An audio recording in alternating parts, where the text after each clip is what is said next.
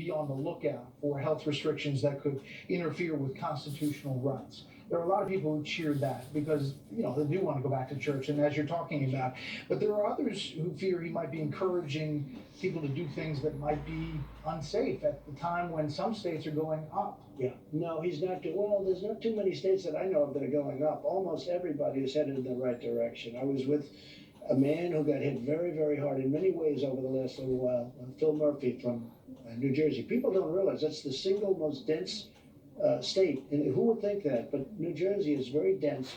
The Manhattan overflow, the New York overflow, and those numbers are now even coming. They're very, I mean, not his fault. He's doing a really good job as governor. I'll say it. He's a Democrat, and I'll say it. And he's been through a lot, even himself physically. You know, he just went through a very big problem, as people know. I think he's done a really good job, and even those numbers are coming down. New Jersey was really hit hard. No, I think most of the numbers are coming down. We're on the right side of it, but we want to keep it that way. But we also want to get back to work. The people want to get back to work. You know, I've seen it more and more. People are saying that also causes death. It causes drug addiction. It causes suicides. It's a lot of death caused by that. There's no win here, just so we all understand. There is no win. This is not a situation where there's a win. But the job that this country has done, the people of this country, it's incredible how they've endured, how they've suffered. That's why we are, in terms of deaths, it's a tremendous number. One is too many, right? I say it all the time. But in terms of death, Brett, we're at the lower level, the lowest level predicted, and we might not even hit that. It may be lower than that. And sadly, that's all we can do. We'll take a quick break, and our virtual town hall will continue right after this. Stay with us.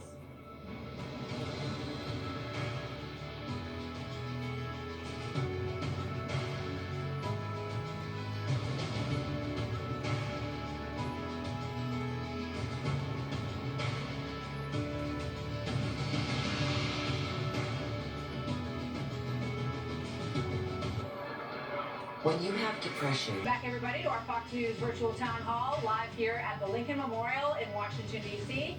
President Trump, Vice President Pence, and Treasury Secretary Steve Mnuchin are with us this evening, and we're going to do a lightning round of questions, some short answers and some short questions as well. But I want to start with you, President Trump. We're 6 months away from the election today, a different world than when we were all together in Scranton. What kind of GDP, what kind of employment number do you think you're going to need to get the support of the American people in November? Our country was sailing. I would tell people, I would say, you know, can this continue? We were the greatest ever, greatest economy in the history of any country, blowing away everybody, including China. And then we had to close it.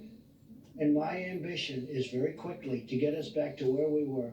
And I think we can do that very, very quickly. Not if a Democrat comes in and raises taxes. They want to raise everybody's taxes. We're doing the opposite. The tax cut is very important for getting people back to work. What I want to do is, number one, we're getting rid of the virus. We have to do it. We're working with the governors. We're getting rid of the virus.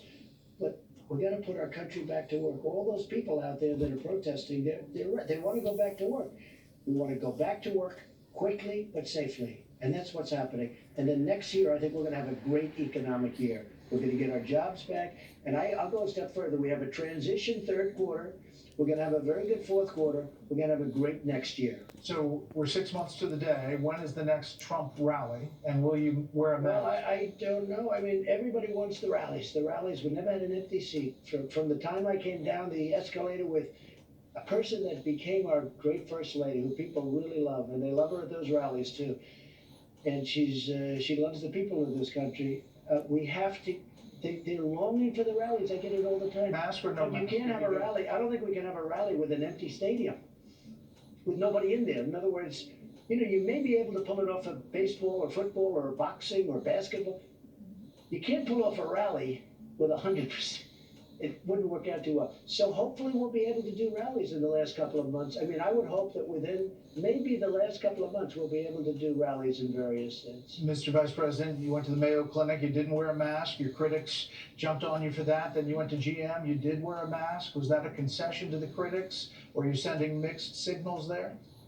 Well, from early on, the CDC has made it clear that you wear a mask to prevent you from conveying the coronavirus to other people. And since the president and I are in the unique positions we're in, we're tested often. We should point out that we're tested as well. That's why we're here without a mask as well. I didn't think it was necessary, but I should have worn the mask at the Mayo Clinic.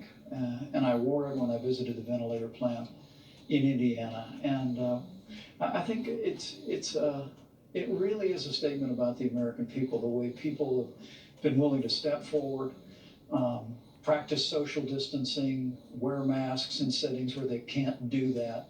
And I just have to tell you that I couldn't be more grateful to see the way the American people responded. First, the president called for 15 days to slow the spread, then 30 days to slow the spread.